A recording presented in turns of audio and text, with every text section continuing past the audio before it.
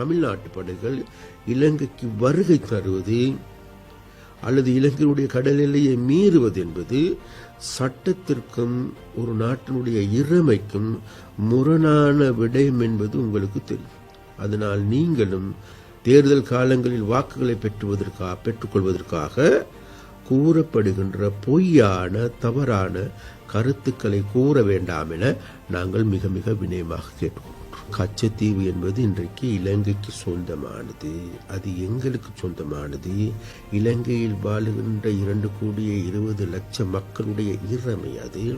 அப்ப அந்த இறைமையை பறிப்பதற்கான நடவடிக்கை யாராலும் எடுக்க முடியாது. ராஜதந்திர ரீதியாக கடந்த காலங்களில் இந்திய அரசை பொறுத்தவரையில் தாங்கள் நினைத்தாற்போல் தங்களுக்கு ஏற்றாற்போல் இலங்கை அரசை வளைப்பதும் அல்லது வளைந்து செல்ல வைப்பதும் தான் அவர்களுடைய நடவடிக்கையாக இருந்தது. இப்போது இருக்கக்கூடிய அரசை ஒட்டுமொத்தத்திலே கையாளுவது என்பது பெரும் நெருக்கடியாகவே இந்திய அரசு ராஜதந்திர மட்டத்திலாக இருக்கலாம், ரோ தரப்பிலாக இருக்கலாம், புலனாய்வு அமைப்புகளாக இருக்கலாம், அனைவரும் திணறிக் கொண்டிருக்கின்றார்கள். அனுரவை கையாள முடியாத ஒரு பெரும் கையறு நிலையில் இந்திய அரசு நிற்பதனை இப்போது கன விடயங்கள் வெளிப்படுத்தி இருக்கின்றன.